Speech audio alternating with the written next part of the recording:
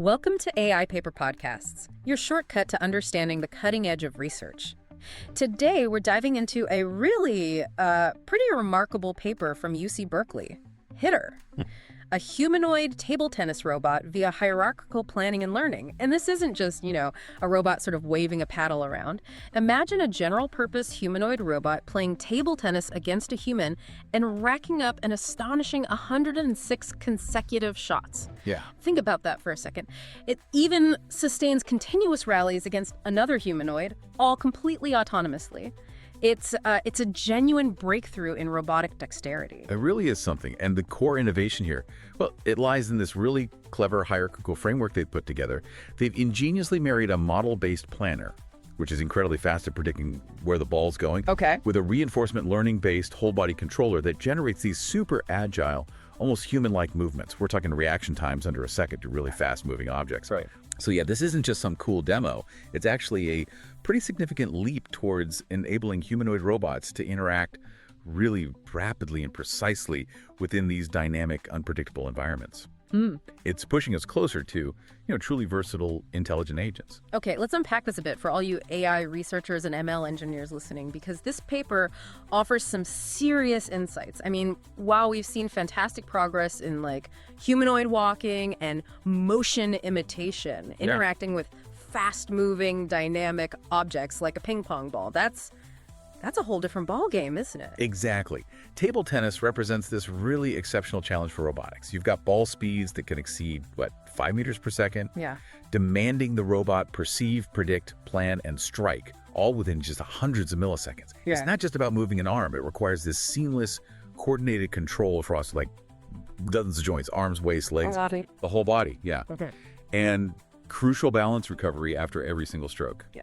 It's fundamentally way more complex than tasks like just walking or picking up something static. So our mission for this discussion is really to pull back the curtain on the HITTER system. How does it actually achieve this? I mean, what are the specific technical innovations that make it work, and what do its successes and maybe its current limitations? Tell us about the future of embodied AI. If a humanoid can master table tennis, what comes next? Let's maybe start by just reiterating why table tennis is such a massive challenge for humanoids. It might look like a simple game, but for a robot, it's this intense mix of physics and real-time computation. Right. Like you said, it demands both incredible agility and precision. You need that coordinated control across the robot's entire body. 29 joints on the Unitary G1 they used here? Yep, 29 joints. All working perfectly together. And those perception action loops, they have to close within hundreds of milliseconds. Yeah. Such a stark contrast to the relatively simpler tasks of just walking or picking up a static object off a table. Yep. That's spot on. The highly dynamic nature is the main hurdle. Accurate ball trajectory prediction and precise strike planning are absolutely critical, and they have to happen almost instantly. Right. And it's not just about hitting one ball. We're talking about consecutive rallies. This means the robot needs to execute these agile motions, recover its balance immediately after each hit, and then be totally ready for the next incoming ball, all while staying stable. The goal isn't just, contacting the ball, but doing so effectively and naturally, kind of mimicking human-like movements. If you compare it to other racket sports like badminton or tennis, table tennis is actually uniquely difficult. The distances are shorter, the exchanges are faster, and the reaction windows are just tiny. Yeah. It's a true high-stakes testbed for high-speed, dynamic robot interaction. Okay, so here's where it gets really interesting, I think. The paper's central solution to handle all this is a very clever hierarchical framework. Essentially, they've sort of split the robot's brain into two main parts, right? Like having a master strategist and then a really nimble executor working together. Exactly that. At the high level, you have the model-based planner. Its main job is to figure out the ball's trajectory and then predict the precise striking position, the velocity, and the timing needed for a good return. Okay. Now, to get that lightning-fast, millimeter-accurate tracking needed for those sub-second reactions, they used a pretty robust setup. A high-frequency motion capture system, multiple cameras tracking the ball and the robot's base. Makes sense. For actually estimating the state, like the ball's velocity, since they don't measure it directly, they use this neat trick. At least squares fit on a rolling window of position measurements. Oh. This gives a smooth estimate of both position and velocity. And they clear this buffer every time the ball bounces, so old data doesn't mess up the predictions. Smart. So once it has that current position and velocity, how does it accurately predict where the ball's going to be given how fast it's moving? Yeah, for the prediction part, the real insight is their hybrid dynamics model. It cleverly combines continuous flight dynamics, thinking about things like air drag and gravity. Though importantly, they assume negligible spin for now. Ah, okay, no spin yet. Right. And it combines that with discrete impact dynamics for when the ball actually hits the table. And here's the cool part. Instead of trying to manually tune every single parameter, they estimate the critical values, like the drag coefficient, the bounce coefficients, from a surprisingly small data set, just 15 recorded ball trajectories. Wow, only 15. Yeah, so they leverage data to make a robust physical model without needing perfect manual calibration. This model then lets them explicitly predict the ball's future path, step by step. And they use a predefined virtual hit plane at a fixed distance from the robot, which simplifies calculating the hitting time and position. That's a really powerful engineering approach. And what about the actual racquetball interaction? How does the planner decide, where and how hard to hit the ball to get it back over the net? So the planner's goal isn't necessarily pinpoint accuracy on the landing spot, but more about ensuring a valid return. It calculates the desired outgoing ball velocity based on a target landing position, initially just the center of the opponent's side, and a set flight time. Okay. Then, using both this desired outgoing speed and the predicted incoming speed, it calculates the exact racket velocity needed at the moment of impact. And this whole planning loop is incredibly fast, feeding commands down to the lower level controller. And the planner's accuracy must be just foundational for the whole thing, right? The paper shows these impressive numbers. Yeah. Like half a second before impact, the position error is reliably below the racket's radius. And at 0.3 seconds out, the time error is less than 20 milliseconds, basically one control step. But I have to wonder, for something so dynamic, how much accuracy is truly necessary? Like, could optimizing too much for perfect prediction actually introduce latency that hurts performance? That's a really sharp question. The accuracy is crucial because it provides that stable, reliable command interface for the low-level controller. Yeah. And while, theoretically over-optimizing could add latency, their system seems to hit this sweet spot. It achieves the needed accuracy without noticeable lag, operating consistently within that sub-second window. Okay. The fact that the errors are well within the physical size of the racket gives the whole body controller enough leeway to execute successfully. It's enough precision, but not so much it becomes a bottleneck. Got it. So that stable interface then feeds into the low-level, learning-based whole body controller, or WBC. Its job is executing those human-like strikes, tracking the planner's targets, generating coordinated arm and leg movements, and really critically, keeping the robot stable and agile through rally after rally. Now, this controller, it's trained in Isaac Lab simulation using PPO proximal policy optimization, a model-free RL algorithm, and then, amazingly, deployed directly, zero shot, onto the real Unitree G1 robot. It just outputs desired joint positions for all 29 joints at 50 hertz. Okay, but how do they get those human-like movements? Is it just pure RL trial and error figuring that out? That's a great question, and it's another clever design choice they made. To encourage those natural human-like motions, they actually incorporate human motion references during the training. They recorded actual human forehand and backhand swings using video, then used some advanced motion modeling and retargeting tools, things like SMPL, GVHMR, GMR, to map those human movements onto the robot's specific joints. Okay. So these reference motions, especially for the upper body, basically guide the RL training. It teaches the robot how a human might move to hit the ball, not just letting it flail around until it gets lucky. So the robot isn't just learning to hit, it's learning the style of hitting. And you mentioned a unique MDP setting for training that's the Markov decision process, the framework for decision-making in RL. How does that help things? Right. So instead of just giving the policy a single target for where the racket should be in space, they cleverly separate the commands for the robot's base and the racket. Okay. This means the policy gets a desired target-based position on the floor, which encourages the robot to move its whole body to the best spot, and then separate commands for where the racket should be relative to that base and its velocity. This separate commands approach, it really improves training efficiency because it breaks down this super complex problem into more manageable sub-goals for the policy to learn. Makes sense. And the rewards.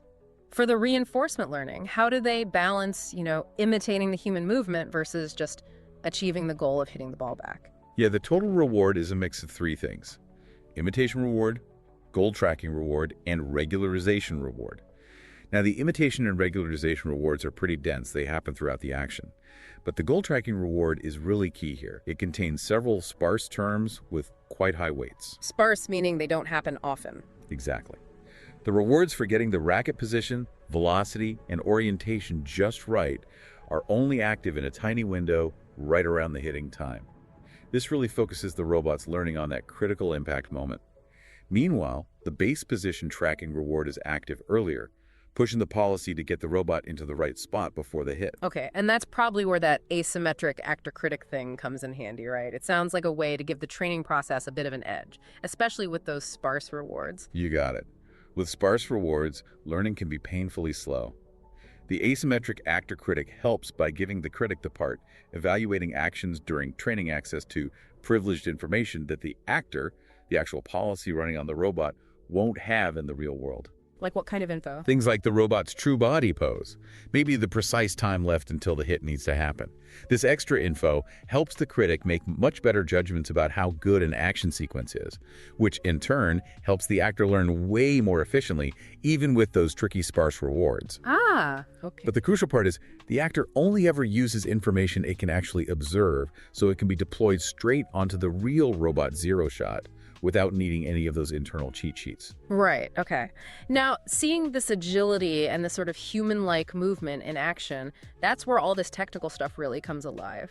How does the WBC policy actually show its stuff? Well, we can look at the agility evaluation they did in simulation.